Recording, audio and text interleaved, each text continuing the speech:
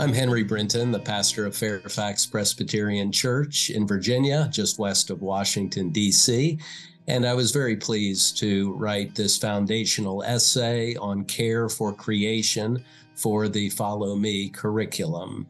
This is a topic that's very important to me as a Presbyterian. I've always been very grateful for the Celtic Christian tradition, which experiences God not only through the life, death, and resurrection of Jesus, but by seeing the glory of God in creation.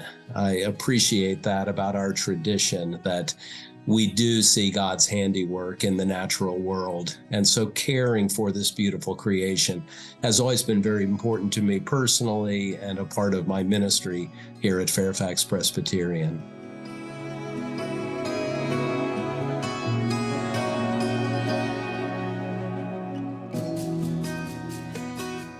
The third aspect of the Caring for Creation curriculum is finding ways to share the planet. We have been given a planet of such abundant resources, but they are not unlimited, and we have to make decisions about how to best use resources so that there will be enough for all. My colleague, Presbyterian pastor David Williams, has written a book called Our Angry Eden: Faith and Hope on a Hotter, Harsher Planet. And within that book, he reflects on the words of Jesus when Jesus said, "A good measure will be put into your lap, for the measure you give will be the measure you get back." And this challenges us to remember that we are connected to all things, and what we put into the world will be what we get out of the world. And so we need to be people who focus on how we can be good managers of God's resources. How do we manage what we've been given in such a way that there will be enough for all? David Williams does a good job of reflecting on the choices we make about food and how those have an impact on sharing the planet with others. He challenges us to eat less meat and more whole grains, fruits, and vegetables, to focus on a plant-based diet in a way that will make resources available to all. And this connects very nicely with a number of the New Testament parables that deal with stewards and slaves, people who have been given responsibility to care for property and make it productive. Paul says that stewards should always be trustworthy. He uses that word in his first letter to the Corinthians. Jesus speaks positively about slaves who are good and trustworthy and who are at work doing the right thing when their master arrives.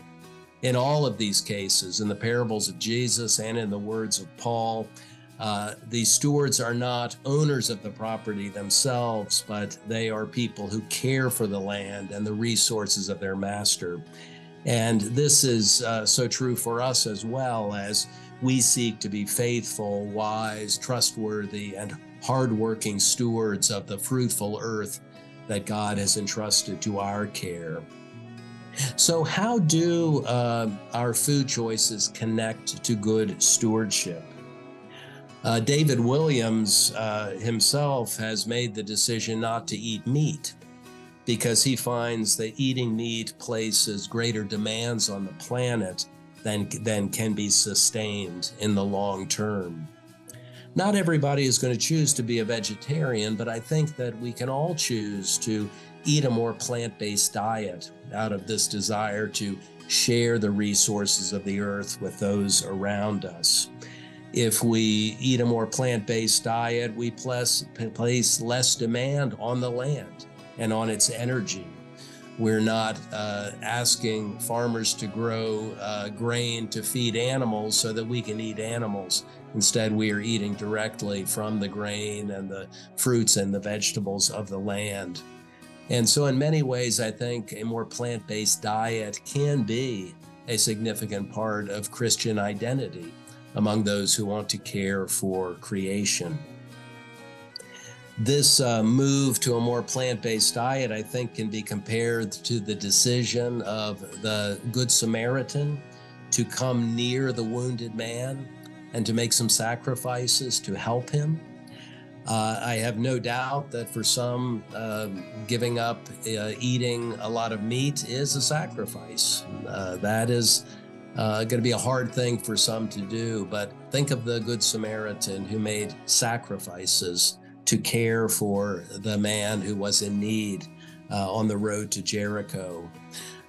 Throughout the Bible, we see that there is a connection between caring for creation and caring for our neighbors, making sacrifices in the way we use the earth in order to care for our neediest neighbors. So a very modest way to do that would be to try to eat a more plant-based diet, to eat from the Garden of Eden, as I've heard some people say, to eat from the garden itself, a diet grounded in fruits, vegetables, whole grains. If we need to eat meat, to eat lean proteins, to focus on fish as opposed to red meat. And I do think that this approach to eating goes right back to the book of Genesis, in which God gives a fruitful garden to the first humans and says to them, you shall eat from the garden, you shall eat every plant yielding seed. You shall eat the fruits and vegetables of the garden and make them your food. A lot of people aren't aware that the very first diet in Genesis was a vegetarian diet. It's not until after the flood that God gives permission to Noah and his followers to eat everything, including animals. So eating from the garden is a fruitful way to manage God's resources and to be one of the servants who earns a commendation from the master in Jesus' parable of the talents. In that story, which is familiar to so many Christians, a master summons his slaves and entrusts property to them, giving to one 5 talents, to another 2, to another 1, each according to his ability. And at the end of the master's trip, he commends those who invested their talents, who made more talents. He condemns the one who hides his talent. And this parable, I think, challenges us to take risks, to resist the natural fear we have to lose. It's a parable that challenges us to be bold in the way we use the talents entrusted to our care. A pastor named Robert McClellan says that life presents us with plenty of opportunities for fear. There are many things in this world that are frightening to us. But in the face of that fear, we are challenged to invest our time and talent and our resources in ways that benefit all of God's people, that expand the resources available to people around us. And McClellan, looking at the parable of the talents, has discovered that it's really not about investing money, but it's about people who share what they have been given, who share even themselves for the good of all. So as we think about this talent and the way that the good servants expanded their resources, expanded the resources of their master, we can be people who make food choices that enable us to be good stewards of the land, water, and air, and make sure that there is abundant food for all, not just for the richest of citizens. We are faithful stewards when we eat a plant-based diet. The production of meat is expensive and energy intensive, especially compared to the impact of growing fruits and vegetables.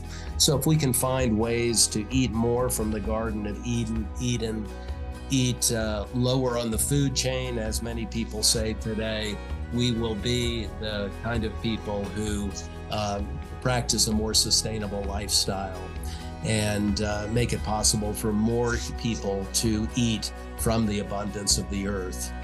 A plant-based diet is gentler on the environment. It puts fewer greenhouse gases into the atmosphere.